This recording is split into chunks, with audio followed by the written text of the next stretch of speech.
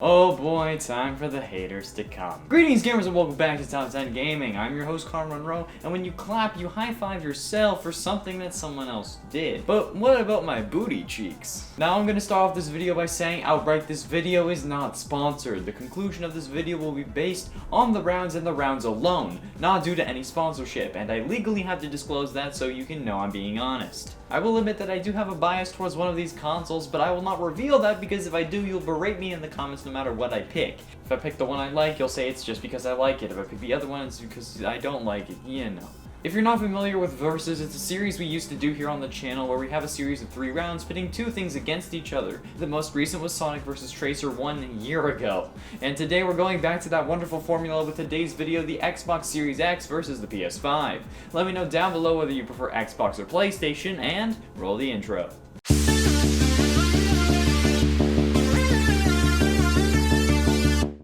Round 1, Design. The designs of both consoles are honestly memeable, with several references made about both the Xbox Series X and the PS5. Let's start with the PS5. The memes surrounding this have particularly trended towards modems, saying the PS5 looks like a Wi-Fi router, but honestly, I've never had a modem that looks like that.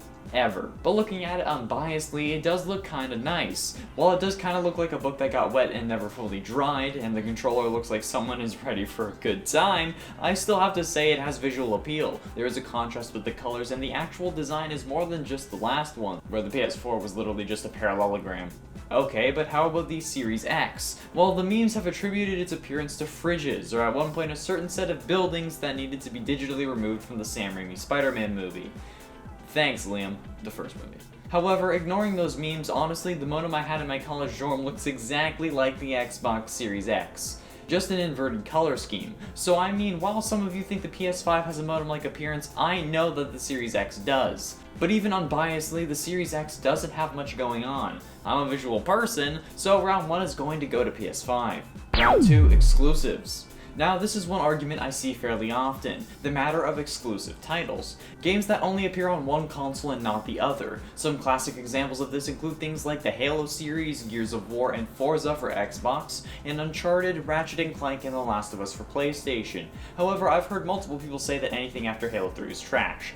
Not my personal opinion, I'm just saying I've heard it. Going off of confirmed next-gen exclusives, the Xbox has a Halo Infinite, Hellblade 2, Scorn, The Medium, Call of the Sea, The Ascent, and Second Extinction, whereas the PS5 will have Spider-Man Miles Morales, Ratchet & Clank Rift Apart, and Horizon Forbidden West. There are probably more, but I couldn't find them. The Xbox exclusives will also appear on PC, while the PS5 exclusives will only appear on console.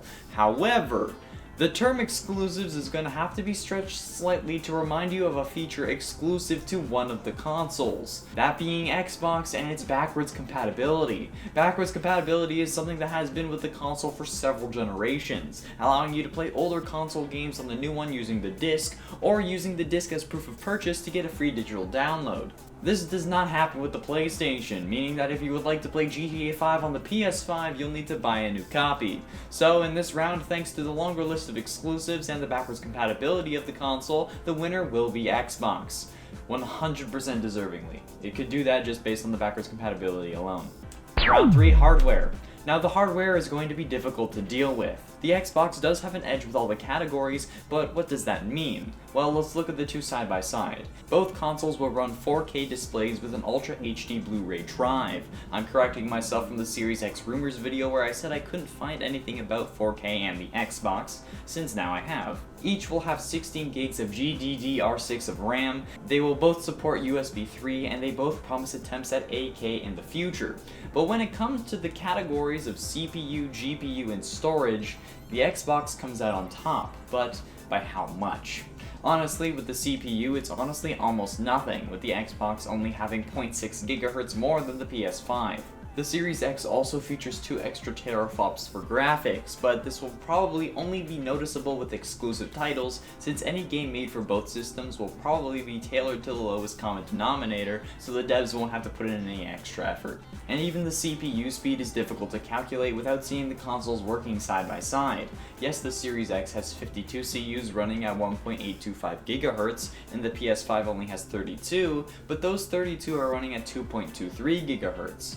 Doing the math gets us a total of 71.36 gigs for the PS5 and 94.9 for the Xbox. So it will come out on top in rough calculations, but we won't really know how they work all together unless we see them side by side. We don't know if that's a lot of difference or not much. The difference may be great or it may be unnoticeable. Only seeing it will truly tell us. However, there is one thing that a console has sworn against that in the long run will make it lose over its competitor unless they switch up their view on the subject. Let me know who you think the winner is in the comments before the reveal in 3, 2, 1.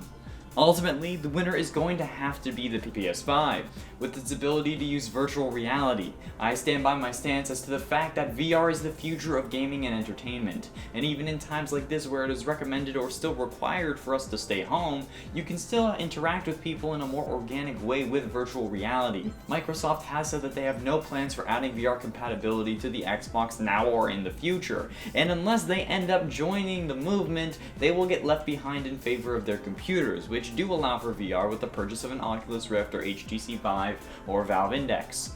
And while yes, it's another apparatus that costs more in the long run, it is worth it. I have definitely gotten more than $600 out of my Oculus, and I've had it for around 10 months. I've even used it here on the channel. And yes, that is my Oculus, that's not the company's. And I plan on using it more and more. I practically use it on the daily. So while you may be mad that the Xbox didn't win, it's their own fault for not including the future of gaming in their arsenal.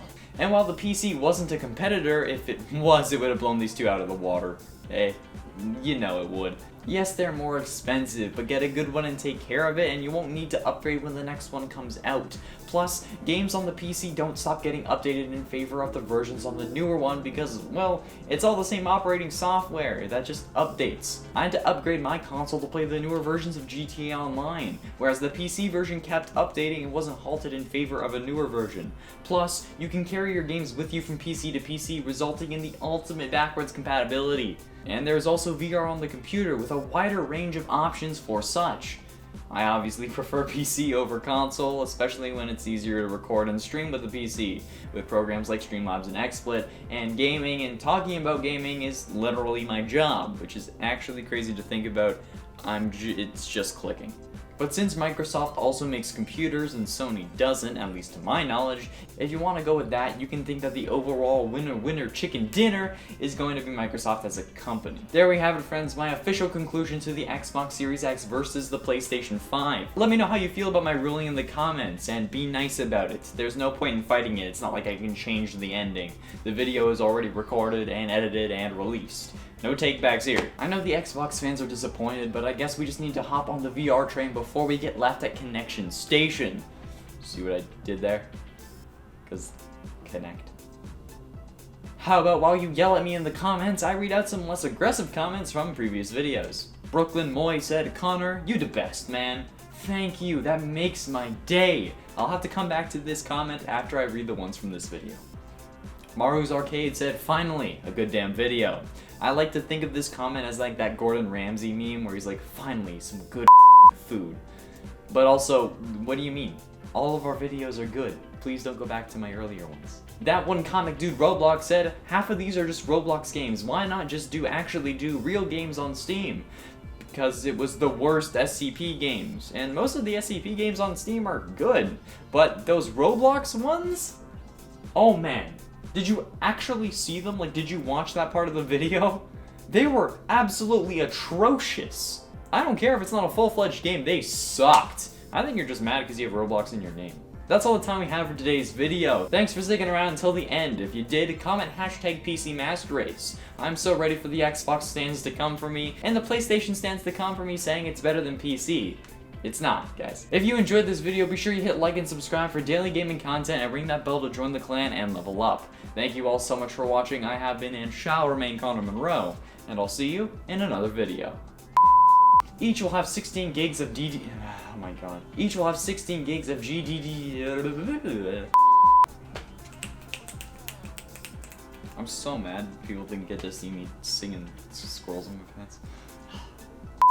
Let me know who you think it is in the comments before the reveal in 3, 2. I know, you see, somehow the world will change for me. I had to sing this song. I know that the Xbox fans are disappointed, but I guess we just need to hop on the VR train before it left. Man, now we're getting bonus content.